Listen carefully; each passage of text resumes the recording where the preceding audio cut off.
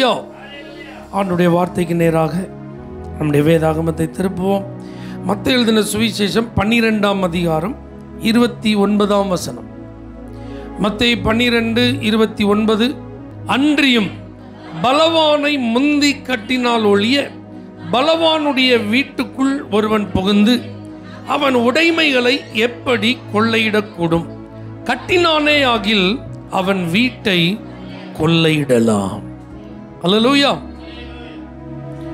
நம்முடைய வாழ்க்கை பாதுகாப்பா இருக்கிறது. ஆமென். எத்தனை பேர் அதை நம்புறீங்க? நீங்களும் நானும் வேலி அடைக்கப்பட்டு இருக்கிறோம். ஆனா ஒரு திருடன், ஒரு சத்துரு, ஒரு தீமை செய்கிறவன் கண்ணமிடுகிறான். எப்போ இந்த வீட்டுக்குள்ள நுழையலாம், எப்போ இந்த குடும்பத்தை சிதைக்கலாம், எப்போ இவர்களுடைய சரீரத்தை பாதிக்கலாம், எப்பொழுது இவர்களுடைய பொருளாதாரத்தில் கையை வைக்கலாம், இவர்களுக்கு சமாதான கேட்டை எப்படி உண்டாக்கலாம். இதுதான் சத்துருவினுடைய ஒரே நோக்கம், அவனுடைய தீவிரமான முயற்சி.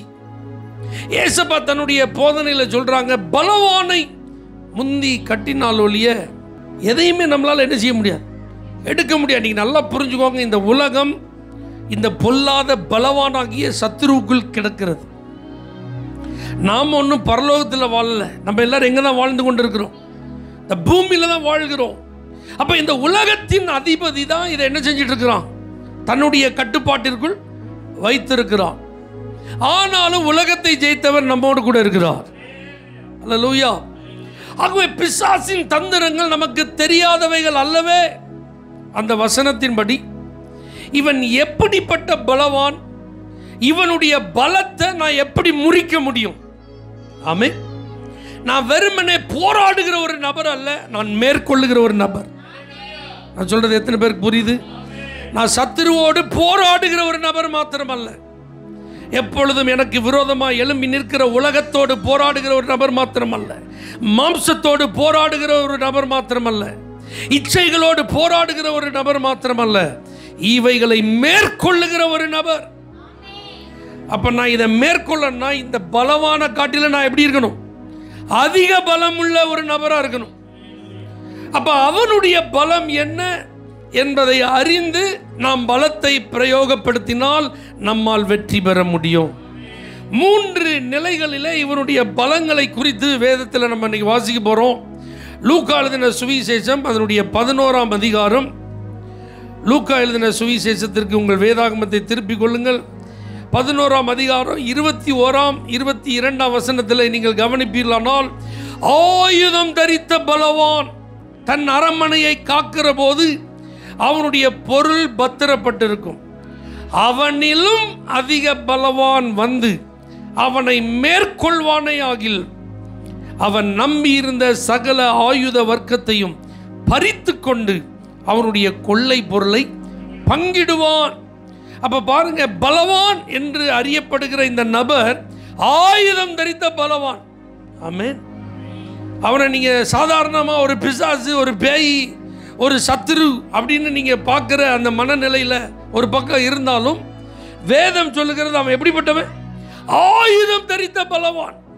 அதனால்தான் பைபிள் சொல்லுது, உனக்கு விரோதமாய் உருவாக்கப்படும் எந்த ஆயுதமும் அது வாய்க்காதே போ. அல்லேலூயா. அப்ப அவன் எப்படி இருக்கிறான்? ஆல்ரெடி ஃபுல் ஆர்ம்டா இருக்கிறான், முழுவதும் ஆயுதம் தரிப்பிக்கப்பட்டவனா இருக்கிறான். யாரனாலும் நான் ஃபேஸ் பண்றதுக்கு ரெடி, எப்பனாலும் அவர்களை எதிர்ப்பதற்கு ரெடி. அப்படிதான் அவன் இருக்கான். அப்ப லிட்டரலாவே அவன் சில ஆயுதங்கள் என்ன செய்யறான்? வைத்திருக்கிறான் தாக்குதல் செய்வதற்கு.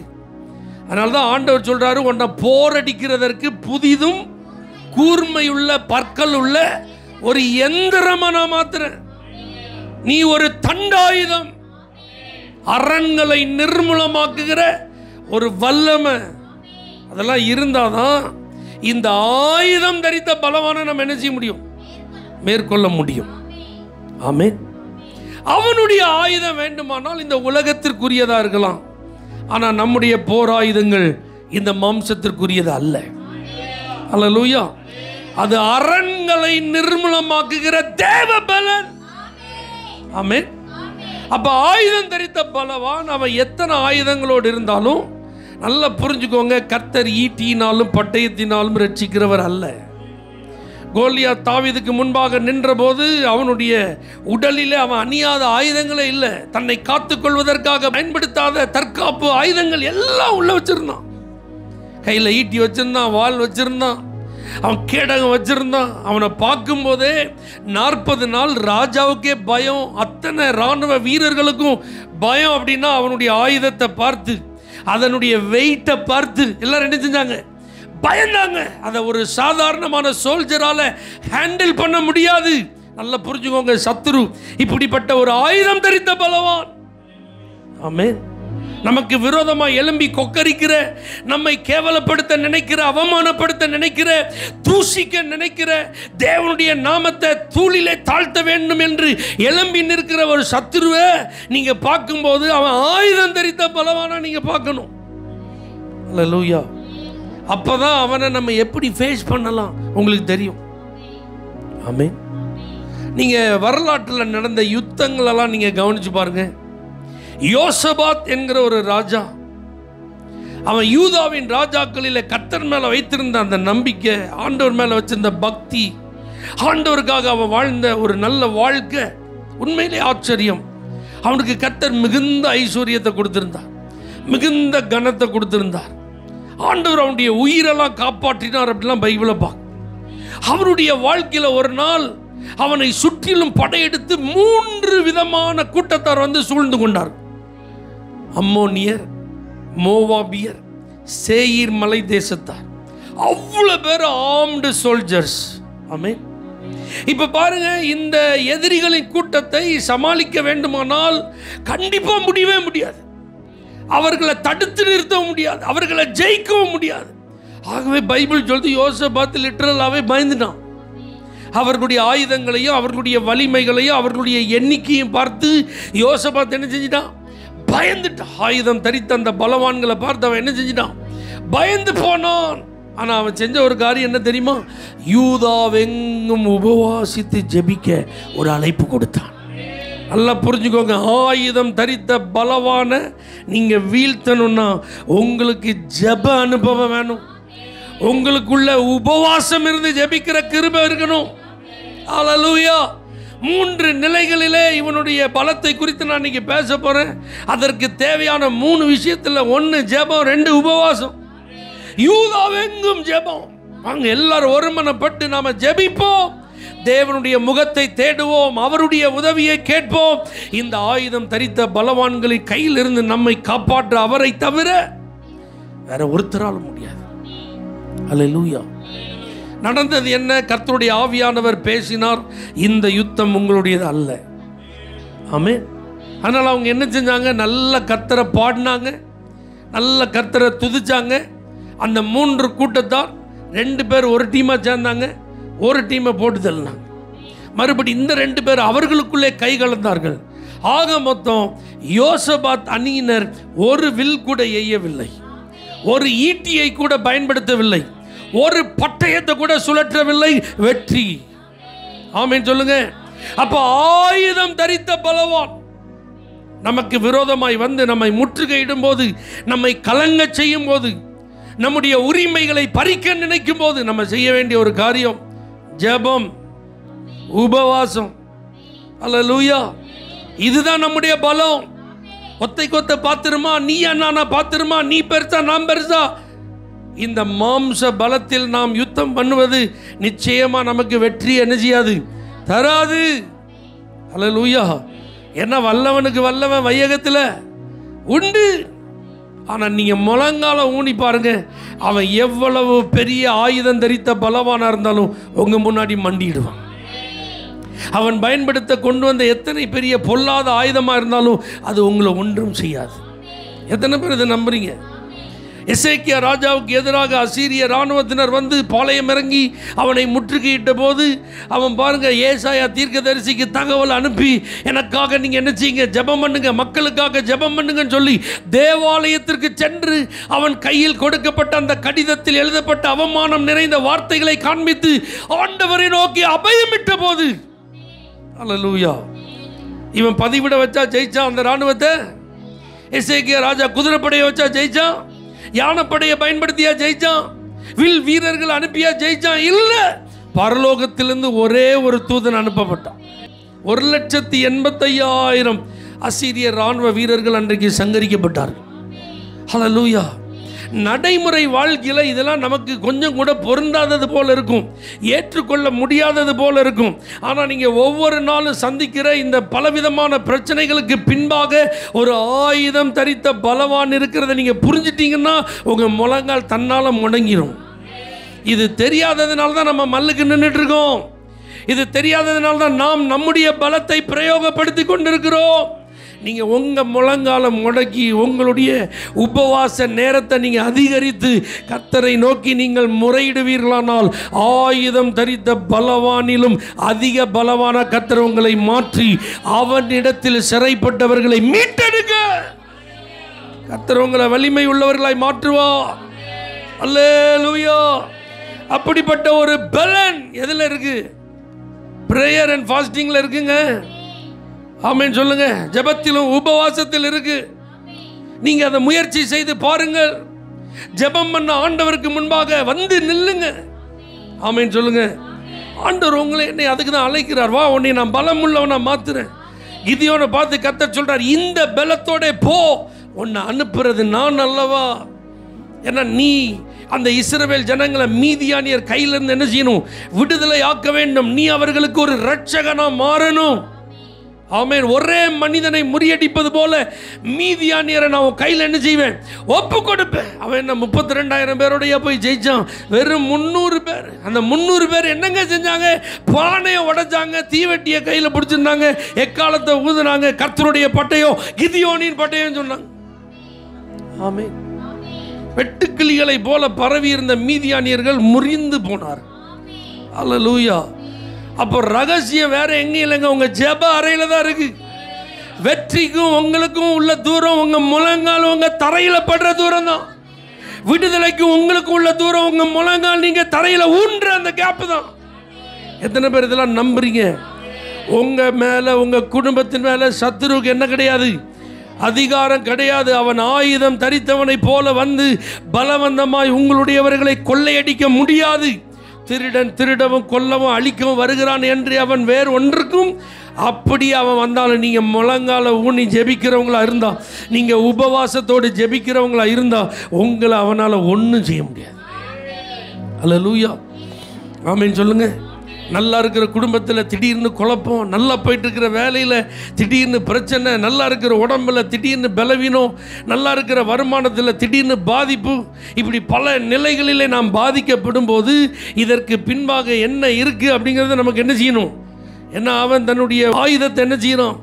பயன்படுத்துகிறான். அப்போ அவன் பயன்படுத்துகிற ஆயுதங்கள் நம்ம மேலே வாய்க்காமல் போகணுன்னா நீங்கள் என்ன செய்யணும்? நல்ல ஜெபம் பண்ணணும். நல்ல உபவாசம் இருந்து என்ன செய்யணும்? நல்லா ஜெபிக்கணும்.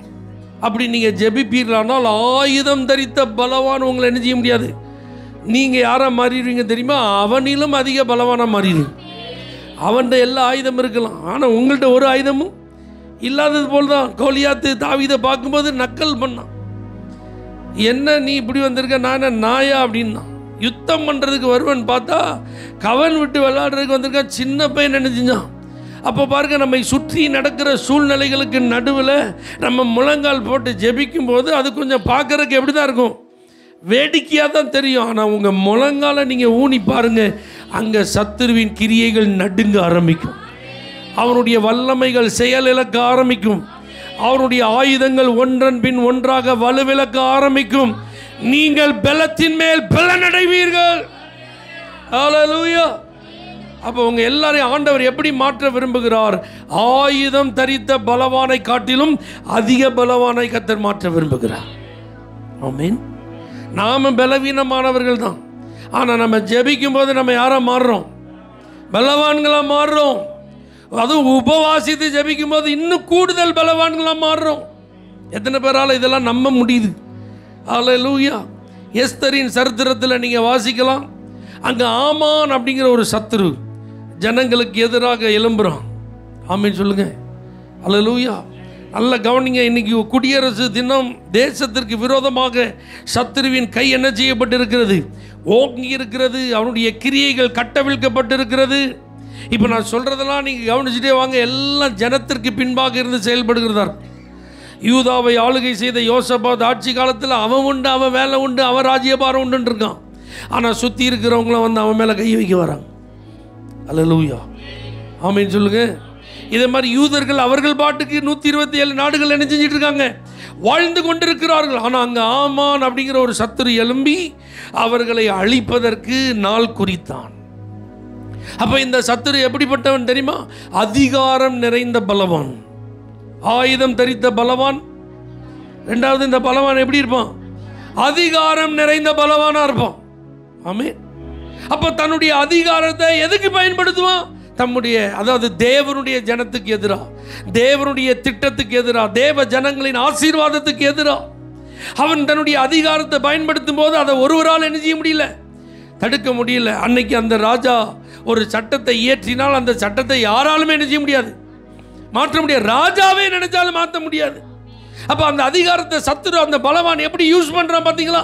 ராஜாட்ட ஒரு முத்திர மோதிரத்தை வாங்கி 127 நாடுகளிலும் வாழ்ந்த அந்த யூதர்களை நிர்மூலமாக்க அவன் ஒரு தந்திரமான திட்டம் வகுத்தான். ஆனா அந்த அதிகாரம் நிறைந்த அந்த பலவான் ஜெயிச்சானா? முழங்கால் போட்டு உபவாசித்து ஜெபித்த தேவ பிள்ளைகள் தான் ஜெயிச்சாங்க. எத்தனை பேருக்கு இதெல்லாம் நம்ப முடியுது? என்ன நடக்குதாங்க? மொர்தெகாய் மூலமா தகவல் வருது. ராஜாவினிடத்தில் 30 நாள் நான் என்ன செய்யல, அழைக்கப்படவில்லை. ராஜாவினுடைய அனுமதி இல்லாமல் அவரோட போய் நான் என்ன செய்ய முடியாது, பார்க்க முடியாது. அப்படி பார்த்தால் அவர் அனுமதி தராத பட்சத்தில் மரண தண்டனை தான் நிச்சயம். இதை நீங்கள் மொர்தெகாய்க்கு தெரியப்படுத்துங்கன்னு சொன்னப்ப அவன் சொல்லி வரான், யாருக்கு தெரியும், இந்த காலத்தில் நீ மௌனமாக இருந்தால் யூதருக்கு சகாயமும் ரட்சிப்பும் வேற ஒரு இடத்துலேருந்து வந்துடும். எப்படினாலும் கர்த்தர் தம்முடைய ஜனத்தை என்ன செஞ்சிருவார், காப்பாற்றிடுவார். ஆனால் அதிகாரம் நிறைந்த பலவான ஜெயிக்க இந்த காலத்தில் கர்த்தர் ஒன்றை தான் பயன்படுத்த விரும்புகிறார். அப்போ அந்த அம்மா என்ன சொல்கிறாங்க? நீங்கள் போய் மொர்தெகாய்ட்டு சொல்லுங்கள், எல்லாரும் எங்களுக்காக என்ன செய்யுங்க, ஜெபம் பண்ணுங்க. எப்படி 3 நாள் புசியாமலும் குடியாமலும் ராத்திரி பகலாக ஜெபம் பண்ணுங்க. நானும் என்னுடைய தாதிமார் என்ன செய்கிறோம், நாங்கள் போய் ஜெபம் பண்ணுறோம். நீங்கள் யோசிச்சு பாரு, லாஜிக்கே இல்லாத மாதிரி இருக்குங்க. இதெல்லாம் எங்கெங்க நடைமுறைக்கு ஒத்து வருன்ற மாதிரி இருக்கு. அவன் சட்டத்தை போட்டு பயங்கர ஃபாஸ்ட்டாக பாஸ் பண்ணிட்டான். தன்னுடைய அதிகாரத்தை அவன் தப்பாக பயன்படுத்தின தெரியாமல் ராஜாவுக்கு உதவி செய்கிற மாதிரி என்ன செஞ்சுட்டு இருக்கான், நயவஞ்சனையை அவன் வேலை செஞ்சுட்டு இருக்கான். யாராலும் இதை தடுக்க முடியல, யாராலும் எதிர்க்க முடியல, ஒருத்தர் அதை கேள்வி கேட்க முடியல. அப்படிப்பட்ட நேரத்தில் இவங்க 3 நாள் என்ன செய்கிறாங்களாம், உபவாசிக்கிறாங்களாம், ஜெபம் பண்ணுறாங்களாம். அப்போ பார்க்கறதுக்கு கேட்கறதுக்கு எப்படி தான் இருக்குது, அற்பமாக தான் இருக்கு. ஆனால் இந்த உபவாசமும் இந்த ஜெபமும் தான் சட்டத்தையே மாற்றியது. அதிகாரம் நிறைந்த அந்த பலவானை தோற்கடித்தது. ஹல்லேலூயா, ஹல்லேலூயா. அதிகாரத்துக்கு அதிகாரம் மோதி பார்ப்போமா? ஓ அதிகாரமா, ஏன் அதிகாரமா? இல்லைங்க, முழங்கால் தாங்க நமக்கு, உபவாசம் தாங்க நமக்கு ஆயுதம். ஹல்லேலூயா, ஆமென் சொல்லுங்க.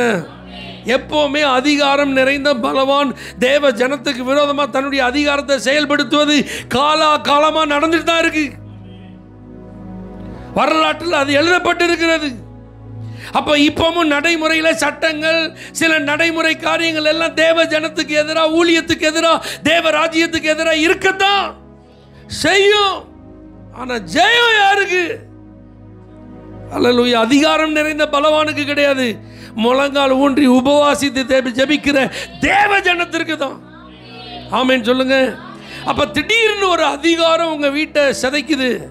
ஆமென். உங்க குடும்பத்துக்கு எதிராக ஒரு அதிகாரம் பாயுது, உங்க பிள்ளைக்கு எதிராக ஒரு அதிகாரம் பாயுது. ஒரு அந்தகார வல்லமையின் அதிகாரம் என்ன செய்யுது, செயல்படுகிறது. ஏதோ உலகத்தில் இருக்கிற ஏதோ ஒரு அதிகாரத்தை பயன்படுத்தி வேலைக்கு உழ வைக்கிறாங்க, சொத்துக்கு தீங்கு செய்கிறாங்க, அல்லது ஏதோ ஒரு காரியத்தை உங்கள்கிட்ட பறிப்பதற்கு, உங்களை கெடுப்பதற்கு தங்களுடைய அதிகாரத்தை என்ன செய்கிறாங்க, பயன்படுத்துகிறாங்கன்னா உடனே என்ன செய்யணும்? உனக்கு 4 ஆஃபீஸர் தெரியுமா, எனக்கு 400 பேரை தெரியும் பாரு, நீ கீழேன்னா நான் மேலே, நீ உள்ளூர்னா நான் வெளியூர். அப்படி கிடையாதுங்க. அல்லேலூயா. நம்முடைய முழங்கால் என்ன செஞ்சிடணும், டபக்குன்னு முடங்கிடணும்.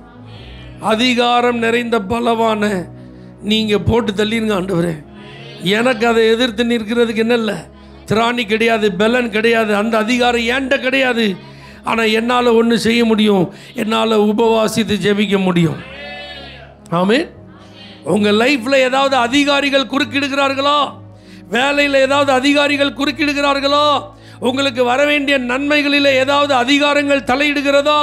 ஏதாவது கையெழுத்துக்கள் போடப்பட்டது நிமித்தம் உங்களுடைய நன்மைகள் பறிக்கப்பட்டிருக்கிறதா? உடனே என்ன செய்யணும்? முழங்கால போட்டு உபவாசம் பண்ணி என்ன செய்யணும்? ஜெபம் பண்ணணும். எழுதப்பட்ட சட்டமே மாறிட்டு அனுப்பப்பட்ட சட்டங்கள் நிறுத்தப்பட்டது. ஹல்லேலூயா. காரியங்கள் மாறுதலாய் முடிந்தது. அப்போ சத்துரு பலவான், அவன் ஆயுதம் தரித்த பலவானாகவும் இருக்கலாம், அல்லது அதிகாரம் நிறைந்த பலவானாகவும் இருக்கலாம். அதை பற்றி எனக்கு கவலை இல்லை. எனக்கு ஜெபிக்க தெரியும். ஆண்டவர் எனக்கு ஜெபிக்க கற்று தந்திருக்கிறார். ஹல்லேலூயா. என்னால் ஜெபம் பண்ண முடியும். ஏன்னா நான் ஜெபித்தே பழகின ஒரு தேவ பிள்ளை. எத்தனை பேரால் இப்படிலாம் சொல்ல முடியும்? இதை சொல்லும்போது உங்கள் ஜெப வாழ்க்கையை நீங்கள் சீர் பண்ணிடணும். ஆமேன் சொல்லுங்க. ஒழுங்கு கிரமமாக இருக்கணும் உங்கள் ஜெப வாழ்க்கை. ஆமேன். ஜெப வாழ்க்கை சரியில்லாமல் பலவான் என்ன செய்ய முடியாது, முட்டி மோத முடியாது, அவன் தூக்கி எரிஞ்சிட்டு போயிடுவான். ஜெபம் இல்லாமல் சத்துருட்ட போய் நீங்கள் என்ன செய்ய முடியாது? சொல்லுங்க, ஜெயம் பெற முடியாது. அல்லேலூயா. உங்கள் ஜெப பலிபீடம் செப்பனிடப்படுவதாக, உங்கள் ஜெப வாழ்க்கை சீரமைக்கப்படுவதாக, ஒவ்வொரு நாளும் இடைவிடாமல் ஜெபிக்கிற அனுபவம் உங்களுக்கு உண்டாவதாக. ஆமேன். நம்ம எல்லாரையும் கர்த்தர் ஜெபிக்கிறவர்களாய் பார்க்க விரும்புகிறார். ஆமேன் சொல்லுங்க பார்க்கலாம். யாக்கோபு வாழ்க்கையில் ஒரு பெரிய பிரச்சனை வந்துட்டு, அவங்க அப்பாவும் அம்மாவும் அவனை பார்த்து நல்லா இருப்பேன், நீ உயிரோடு இருக்குன்னா மாமா வீட்டுக்கு என்ன செஞ்சிரு போயிருன்னு அனுப்பி ஆசீர்வதிக்கிறாங்க. அண்ணன் அவனை கொல்லாமல் விட மாட்டேன்னு ஒத்த காலம் என்ன செய்கிறான், நிற்கிறான். சரியா? இது வரைக்கும் யாக்கோபு இப்படி ஒரு ப்ராப்ளத்தை என்ன செஞ்சதில்லை, ஃபேஸ் பண்ணதே இல்லை. ஒரு தனிமையான சூழ்நிலை. அவன் பாருங்க, அந்த வனாந்தரத்தில் நடந்து வரும்போது சூரியன் அஸ்தமித்தது. இப்போ ட்ராவல் பண்ண முடியாமல் ஒரு கல்லை எடுத்து தலைக்கு வச்சு என்ன செஞ்சுருக்கான், படுத்திருக்கான். அதான் முதல் நாள் அவனுடைய தனிமை. அன்றைக்கு யார் வந்தா? கர்த்தர் சந்திச்சார்ல. கர்த்தர் யாக்கோபுக்கு தரிசனமாகி யாக்கோபேன்ற. அவனும் பாருங்க அசந்து, ஆஹா இந்த இடம் எவ்வளோ பயங்கரமாக இருக்கு, இது லூஸ் கிடையாது, இது பெத்தேல்னு பேர் வைக்கிறான். ஆமென். அல்லேலூயா. கர்த்தர் அவன்கிட்ட பேசுறாரு, நான் யாக்கோபின் தேவன். யாக்கோபே நான். ஆண்டவர் அவன்கிட்ட எப்படி பேசுறாரு? உன் தகப்பன் ஈசாக்கு ஆபிரகாம் அவர்களுக்கு நான் தேவன். அப்ப இவன் என்ன செஞ்சிருக்கணும்? என்ன செஞ்சிருக்கணும்? ஆண்டவரே, எங்க வீட்டில் ஒரு பலவான் என்ன செஞ்சிருக்கான், எலும்பி நின்று என்னைய கொல்லாமல் விட மாட்டேன்னு என்ன செஞ்சிருக்கான், போராடிட்டு இருக்கான். எங்கள் அப்பா அம்மாவால் அவன் கையிலேருந்து என்ன செய்ய முடியல, பாவம் அவங்களுக்கு வயசாகி போச்சு. நானும் என்னையை காப்பாற்றிக்கிற அளவுக்கு திராணி உள்ள ஒரு ஆள் இல்லை. நல்ல வேலையாக நீங்கள் வந்தீங்க, என்னை என்ன செய்யுங்க, காப்பாற்றுங்கன்னு அன்னைக்கு ராத்திரி அந்த ஏணியை பிடிச்சி என்ன செஞ்சுருக்கணும். ஒரு ஏணியில் தேவதூதர்கள் ஏறினாங்கல்ல, ஒரு ஏணியில் இறங்குனாங்க. அவர் மேலே சிங்காசனத்தில் உட்காந்து பேசிகிட்டு இருக்கிறார். அப்படிதானா? நம்மால் அதை விட்டுட்டு, ஓஹோ நீங்கள் எங்கள் அப்பாவுக்கு தேவனா, எங்கள் தாத்தாவுக்குமா, சரி சரி. ஆனால் இப்போ நமக்கு ரெண்டு பேருக்கும் ஒரு டீலு. என்ன டீலு? நான் எங்கள் மாமா வீட்டுக்கு என்ன செய்கிறேன், என் கூட நீங்கள் வரணும், ஓகேயா? என்னைய நீங்கள் போகிற இடத்துலலாம் பாதுகாத்து ஆசீர்வதிக்கணும், ஓகேயா? எனக்கு தலையில் தேக்க என்ன தரணும், ஆயில் என்ன தரணும், டீலா? இதெல்லாம் நீங்கள் செஞ்சால் உங்களுக்கு நான் என்ன தருவேன், தசம பாகம் தருவேன்றான். அல்லேலூயா. ஆமென் சொல்லுங்க. ஆண்டவருக்கு அவர் காட்சி கொடுத்ததுக்கு அடையாளமாக ஒரு கல்லை நிறுத்தி அதுக்கு எண்ணெயை வறுத்துட்டு ஓடி போயிட்டான். ஆமென். இப்போவே அந்த இடத்துல உட்காந்து, நல்ல வேலை ஆண்டவரே, முதல் நாளே நீங்கள் என்ன செஞ்சீங்க, வந்தீங்க, என்னை விட்டு என்ன செஞ்சிடாதீங்க, போயிடாதீங்க, நான் இங்கேயே இருக்கேன், நீங்கள் என்ன சொல்கிறீங்களோ நான் என்ன செய்கிறேன். எனக்கு இப்போ ஒரு மறு வாழ்வு வேணும், இப்போ நான் பாதுகாக்கப்படணும். அல்லேலூயா. அப்படின்னு அவன் அன்னைக்கே ஜோம் பண்ணியிருந்தான்னா 20 வருஷம் கழிச்சு அந்த யாப்போக்கு நதிக்கரையில் 4 பாங்கா பிரித்து வச்சு எல்லாரையும் அனுப்பிட்டு பிந்தி தனித்திருந்து கதறி அழ வேண்டியது இருக்குமா? சொல்லுங்க. மிகவும் அழுதான்னு பைபிள் இருக்கு. எத்தனை வருஷம் கழிச்சு? 20 வருஷம் கழிச்சு. இந்த சான்ஸ் ஆண்டவர் எப்போ கொடுத்தாரு? முதல் நாளே கொடுத்தாரு. முதல் நாளே அவனை வந்து பார்க்குறாரு. அன்னைக்கே வந்து பார்த்த ஆண்டவர்கிட்ட காலில் விழுந்து, என்னிலும் அதிக பலவான் எங்கள் அண்ணன் என்னை என்ன செஞ்சிட்ருக்கான், துரத்துற ஆண்டவர் என்னைய ப்ளீஸ் எப்படியாவது என்ன செய்யுங்க, காப்பாற்றுங்கன்னு காலில் விழுந்திருந்தான்னா அன்னைக்கே இவனையும் ஆண்டவர் மாற்றிருப்பார், அவங்க அண்ணனையும் ஆண்டவர் என்ன செஞ்சிருப்பார். ஏன்னா 2 ஜாதிகள், மூத்தவன் இளைவன் என்ன செய்வான், சேமிப்பா. அதான் தேவ திட்டம். அதனால ஏசா என்ன குதிச்சாலும் என்ன கோவப்பட்டாலும் என்னதான் அவன் தந்திரமாக இவனை காலி பண்ண முயற்சி பண்ணாலும் அது ஒரு நாள் என்ன செய்யாது. ஆனால் விஷயம் என்னன்னா, இங்கே இவர் முழங்கால் போடணும். ஆயுதம் தரித்த பலவானுக்கு முன்னாடி, அதிகாரம் நிறைந்த பலவானுக்கு முன்னாடி தோல்வி அடையாமல் இருக்கணும்னா ஆண்டவருக்கு முன்னாடி என்ன செய்யணும். அதை விட்டுட்டு ஆண்டவர்கிட்ட டீல் பேசக்கூடாது. ஆமென் சொல்லுங்க. நல்லா புரிஞ்சுக்கோங்க. ஜெப அனுபவம் என்பது கர்த்தரோட நீங்க கான்ட்ராக்ட் பேசுறது கிடையாது. ஆமென். தேவனை தேடுகிற உணர்வு உண்டா அப்படின்னு பார்க்கறதுக்கு கர்த்தர் மனுபுத்திரர் என்ன செஞ்சாராம், கண்ணோக்கி பார்த்தாராம். ஆமென். அந்த வசனம் எப்படி இருக்கு, அப்படிதானே இருக்கு. தேவனை தேடுகிற அப்படிதான் இருக்கு. ஆனால் அது எப்படி இருந்திருக்கணும் தெரியுமா, தேவனிடத்தில் தேடுகிறவர்கள் உண்டான்னு பார்த்தா எல்லாரும் இருக்காங்கன்னு பதில் வந்திருக்கும். அல்லேலூயா. நான் சொன்ன அர்த்தம் உங்களுக்கு புரியலன்னு நினைக்கிறேன். தேவனை தேடுகிற ஆளு ஒருத்தனும் இல்லை, ஆனால் தேவனிடத்தில் தேடுகிறவர்கள் உண்டான்னா நம்ம எல்லாரும் இருக்கோம். நம்ம எல்லாரும் தேவனிடத்தில் ஏதாவது கேட்டு தானே வந்திருக்கோம். என்னை காப்பாற்றிருங்க, என் வீட்டை ஆசீர்வச்சிருங்க, என் பிள்ளையை ஆசீர்வச்சிருங்க, என் கடன் பிரச்சனையை தீர்த்துருங்க, என் நோயை குணமாக்கிருங்க, ஆண்டவர் எனக்கு அது வேணும், எனக்கு இது வேணும், அப்படி தானே வந்திருக்கோம். ஆனால் ஆண்டவர் வேணும்னு வந்திருக்கோமா? ஹலோ, நான் சொல்கிற ஜெபங்கிறது உங்களுக்கு ஆயுதமாக மாறணும்னா ஆண்டவர் வேணும்னு நீங்கள் வரணும். ஒரு அல்லேலூயா சொல்லுங்கள். யார் வேணும்னு வரணும்? அதனால தான் தாவீது சொல்கிறான், உம்முடைய பரிசுத்த ஆலயத்தில் உங்களை பார்க்க நான் எப்படி இருந்தேன், ஆசையாக இருந்தேன். யாரை பார்க்க? ஆண்டவரை பார்க்க. மானானது நீரோடைய வாஞ்சித்து கதறுவது போல என் ஆத்மா உங்களை தான் வாஞ்சிக்குது ஆண்டவரே. அல்லேலூயா. அதனால தான் அவன் சொல்கிறான், என் ஜீவனை பார்க்க உம்முடைய கிருபை நல்லது. ஆமென். அப்போ ஜெபிக்கிறதுலையும் உபவாசிக்கிறதுலையும் விஷயம் இருக்குது. நான் செத்தாலும் ஜாகிறேன்னா அந்த அம்மா ஜெபம் பண்ணான். ஆமென் சொல்லுங்க. கர்த்தரை விட்டால் இப்போதைக்கு நமக்கு வேற வழி இல்லைன்னு தான் அன்றைக்கி யோசை பார்த்து யூதா ஜனங்கள் என்ன செஞ்சாங்க, ஜெபம் பண்ணாங்க. அப்போ நாம் ஜெபிப்பது ஆண்டவரே எனக்கு அப்படின்னு நீங்கள் ஜெபித்தா தான் நீங்கள் பலவான்களாக மாற முடியும். ஆமென் சொல்லுங்க. ஆண்டவர் தர்றது ஏதாவது நான் வாங்கிட்டு ஓடி போயிடுறேன், அப்பப்போ வந்து வாங்கிட்டு என்ன செஞ்சிடறேன், நான் போயிடுறேன் அப்படின்னா அவன் பலவான் உங்கள் வாழ்க்கையில் பூந்து என்ன செஞ்சிட்டே இருப்பான், அவன் விளாண்டுட்டே இருப்பான். அப்போ உங்கள் ஜெப அனுபவம், உங்கள் உபவாச அனுபவம்லாம் யாரை தேடுறதுக்காக இருக்கணும். அதனால தான் ஆண்டவர் உபவாசிக்கிறவங்களை பார்த்து சொல்கிறாரு, நீங்கள் உங்கள் வாயினால் என்ன செய்றீங்க, என்னையை தேடுறீங்க, உங்கள் இருதயம் எப்படி இருக்குது, என்னை விட்டு தூரமாக இருக்குது. நீங்கள் உங்கள் வஸ்திரத்தை கிழிக்கிறீங்க, ஆனால் உங்கள் இருதயத்தை என்ன செய்யுங்க, கிளிங்க அப்படின்றார். ஆமென். அப்போ நீங்கள் ஆயுதம் தரித்த பலவான ஜெயிக்கணும், அதிகாரம் நிறைந்த பலவான ஜெயிக்கணும் அப்படின்னா உங்கள் ஜெப வாழ்க்கை, உங்கள் உபவாச வாழ்க்கையெல்லாம் கொஞ்சம் என்ன செய்யணும், சரி பண்ணணும், கொஞ்சம் மாற்றி அமைக்கணும். ஆண்டவர் தான் அப்படின்ட்டு வரணும். ஆண்டவர்கிட்டருந்து ஏதாவதா அப்படின்னு நினச்சிக்கூடாது. சொல்லுங்க, வரக்கூடாது. ஆமென். மோசேட்ட ஆண்டவர் பேசும்போது ஜனங்கள்லாம் சொல்கிறாங்க, நாங்கள் வரல, நீரே போய் பேசுண்டாங்க.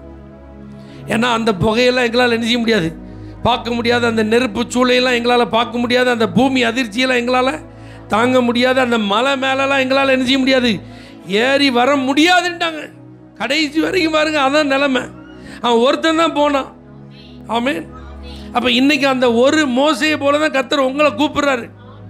மற்றவங்க தூர நிற்கிற மாதிரி, விலகி நிற்கிற மாதிரி நம்ம என்ன செய்யக்கூடாது, விலகி நிற்க கூட. ஆண்டவர் கிட்ட வரணும்.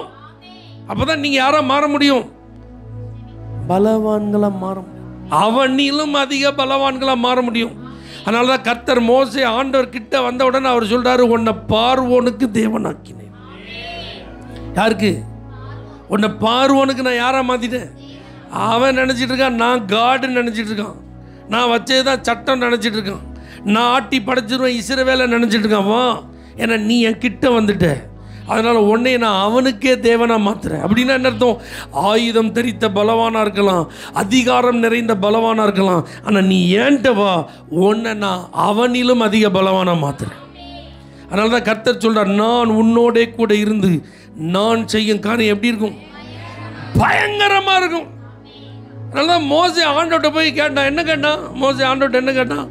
உம்முடைய மகிமை எனக்கு காண்பின்னு கேட்டான். அல்லேலூயா.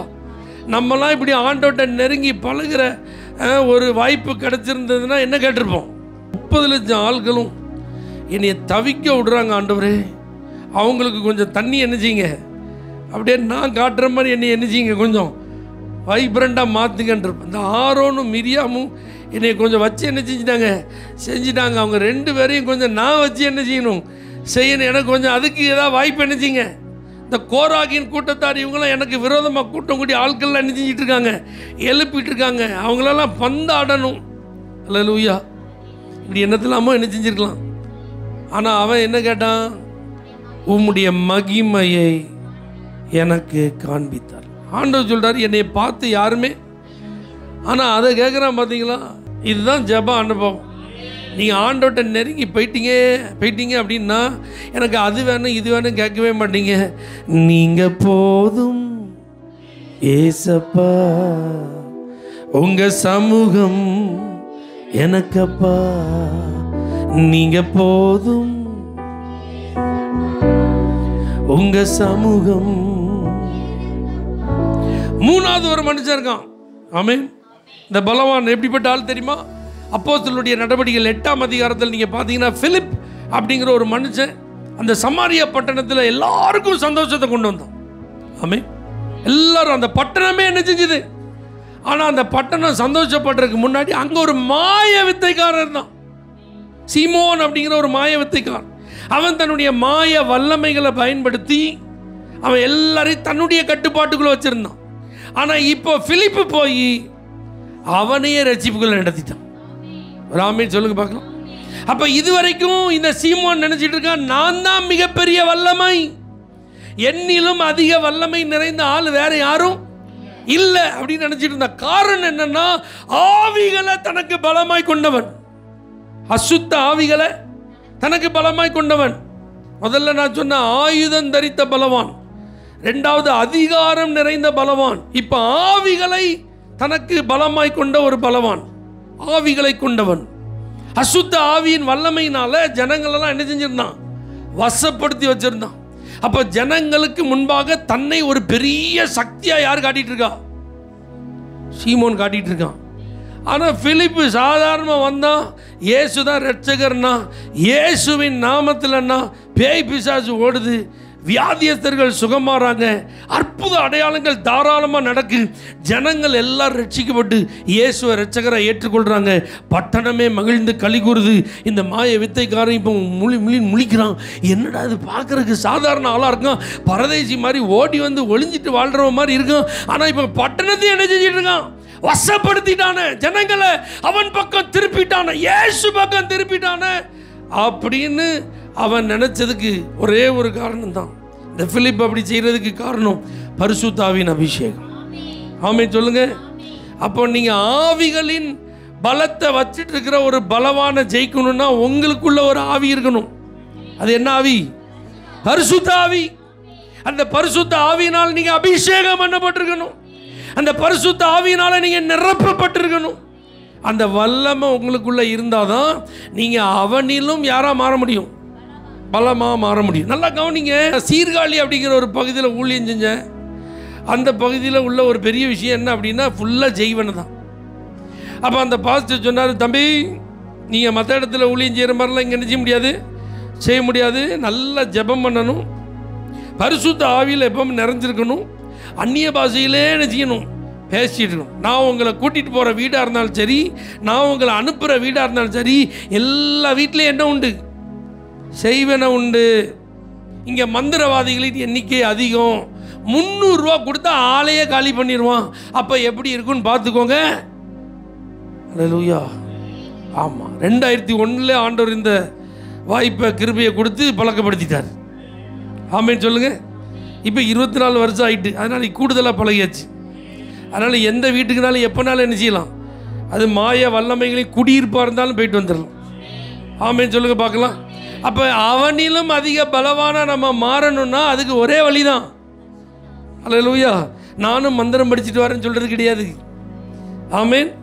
உனக்கு சொல்லி கொடுத்த குருவை காட்டில் இன்னொரு குரு பெருசு அனுப்பிச்சிறாரு, அவர்கிட்ட போய் நான் படிச்சுட்டு வரேன். இல்லை, இந்த ஊரில் இல்லை, அந்த ஊரில், இந்த மாநிலத்தில், அந்த மாநிலத்தில், அங்கே தான் பவரு. எந்த பவராக இருந்தாலும் அந்த பவரெல்லாம் அழிக்கக்கூடிய ஒரே பவர் யார்கிட்ட இருக்கு? பரிசுத்த ஆவியானவர்கிட்ட இருக்கு. ஆமென் சொல்லுங்க. அப்போ நீங்கள் ஜெபிக்கிறவங்களா, உபவாசிக்கிறவங்களா, பரிசுத்த ஆவியின் அபிஷேகத்தை பெற்றவங்களா இருந்தால் ஆவிகளை பலமாக கொண்டிருக்கிற பலவான உங்களால் மேற்கொள்ள முடியும். இந்த மாய வித்தைக்காரன் அப்படி தான் ஜனங்களெல்லாம் கட்டி வச்சிருந்தான். இப்போ பிலிப் வந்து அதெல்லாம் தவிடுபொடி ஆக்கிட்டான். அதுக்கு காரணம் அவன் பரிசுத்த ஆவியில் நிறைந்தவன். சாதாரண ஒரு விசுவாசி தான், நல்லா புரிஞ்சுக்கோங்க. அவன் ஊழியக்காரன்லாம் கிடையாது. அந்தி விசாரிப்பில் ஏற்பட்ட பிரச்சனையில் அங்கே ஒரு பொறுப்புக்கு தேர்வு செய்யப்பட்ட 7 பேரில் ஒரு ஆள், அவ்வளோதான். அப்போ விசுவாசியாக இருந்து ஒரு சின்ன பொறுப்பில் இருந்த ஒரு நபர். ஆனால் அந்த நபரே ஆவிகளை தனக்கு பலமாய் கொண்ட ஒரு மனிதனை காட்டிலும் பலவான அந்த சமாரியா பட்டணத்தில் வெளிப்பட்டதுனால ஆவிகளின் பிடியில் இருந்த ஜனங்கள் எல்லாம் விடுவிக்கப்பட்டார்கள். உங்கள் குடும்பத்துக்கு விரோதமாக மந்திரவாதம், பில்லி சூனிய செய்வன, ஏவல் என்ன இருந்தாலும் பரவாயில்ல, நீங்கள் பரிசுத்த ஆவியில் நிறைஞ்சு ஜெபிக்கிற ஒரு நபராக இருப்பீர்களானால் அவனிலும் அதிக பலவானாய் நீங்கள் மாறி அந்த வல்லமையெல்லாம் அழிக்க முடியும். அதனுடைய கிரியைகளை செயலற்று போக முடியும். உங்கள் வாழ்க்கையில் அந்த மாந்திரிக கிரியைகள் என்ன செய்யாது? மேற்கொள்ளாது. அதனால் நமக்கு விரோதமாக, நம்ம குடும்பத்துக்கு விரோதமாக, பிள்ளைக்கு விரோதமாக, தொழிலுக்கு விரோதமாக, வேலைக்கு விரோதமாக, உடம்புக்கு விரோதமாக எந்த ஆவிகள் என்ன செய்ய முடியாது? செயல்பட. ஆவிகளை பலமாக கொண்ட பலவான் யாராக இருந்தாலும் பரவாயில்ல, அவனிலும் அதிக பலவான உங்களை கர்த்தர் மாற்ற முடியும். அதுக்கு ஒரே வழி பரிசுத்த ஆவியின் அபிஷேகம். இதுவரைக்கும் பரிசுத்த ஆவியின் அபிஷேகம் பெறலைன்னா காத்திருந்து பெற்றுக்கொள்ளணும். ஆண்டவர்கிட்ட நல்லா ஜெபம் பண்ணி என்னை பரிசுத்தமாக்கும், இது உம்முடைய வாக்கு தத்தம், இந்த வல்லமை நிறைவு எனக்கு வேணும், அந்நிய பாஷை அடையாளத்தோடு நான் இந்த கிருபை என்ன செய்யணும்? பெற்றுக்கொள்ளணும். இதெல்லாம் அவசியம். தேவ பிள்ளைகளே, உங்களுக்கு அவசியம். ஏன்னா இன்றைக்கி ஆவிகளின் தொந்தரவு. நம்ம ஒரு ஆவிக்குரிய உலகத்தில் இருக்கோங்கிறத மறந்துடாதீங்க. லிட்ரலாக சரீரத்தில் இந்த உலகத்தில் நாம் எப்படி வாழ்கிறோமோ இதை போல் ஒரு ஆவிக்குரிய உலகம் இருக்கிறது. இருளின் ராஜ்யம் ஒன்று இருக்குது. வான மண்டலத்தில் பொல்லாத ஆவிகளின் சேனைகள் அப்படிங்கிற ஒரு கூட்டம் என்ன செய்யுது? இருக்குது. அதனால தான் பைபிள் சொல்லுது, மாம்சத்தோடு இரத்தத்தோடு மாத்திரமல்ல, துரைத்தனங்களோடு, அதிகாரங்களோடு, இந்த பிரபஞ்சத்தின் அந்தகார லோகாதிபதியோடு, வான மண்டலத்தில் கிரியை செய்கிற பொல்லாத ஆவிகளின் சேனைகளோடு உங்களுக்கு என்ன உண்டு? போராட்டம் உண்டு. அதை நீங்கள் ஜெயிக்கணும்னா உங்களுக்குள்ள இந்த ஆவியின் நிறைவு, இந்த ஆவியின் அபிஷேகம் வேணும். அப்போ ஒரு தேவ பிள்ளை ஜெபம் பண்ணுறவங்களா, உபவாசித்து ஜெபிக்கிறவங்களா, பரிசுத்த ஆவியில் நிறைஞ்சு ஜெபிக்கிறவங்களா இருந்தால் அவன் ஆயுதம் தரித்த பலவானாக இருக்கலாம், அல்லது அதிகாரம் நிறைந்த பலவானாக இருக்கலாம், அல்லது ஆவிகளை பலமாக கொண்ட பலவானாக இருக்கலாம். உங்களை ஆண்டவர் அவனிலும் அதிக பலவானாய் மாற்ற இயேசுவால முடியும். எல்லாரும் கண்களை மூடி நாம் ஜெபிப்போம். ஆண்டவரே, அவனிலும் அதிக பலவானாய் எங்களை நீர் மாற்றும். ஆண்டவரே, அவனுடைய பிடியில் இருக்கும் எங்களுடைய உரிமைகளை, சுதந்திரங்களை, நன்மைகளை, உடைமைகளை பெற்றுக்கொள்ள எங்களுக்கு நீ கிருபை தாரும். ஆண்டவரே, ஜெபிக்க அர்ப்பணிக்கிறோம். ஆண்டவரே, உபவாசிக்க அர்ப்பணிக்கிறோம். ஆண்டவரே, பரிசுத்த ஆவியில நிறைந்து வாழ எங்களை அர்ப்பணிக்கிறோம். ஆண்டவரே, அவனிலும் அதிக பலவான்களா எங்களை நீ மாற்றுகிறார். இயேசுவின் நாமத்தில் பிதாவே. For prayer contact, Pastor J. Kumar, El Shaddai Ministries, 9500252586, Surandai.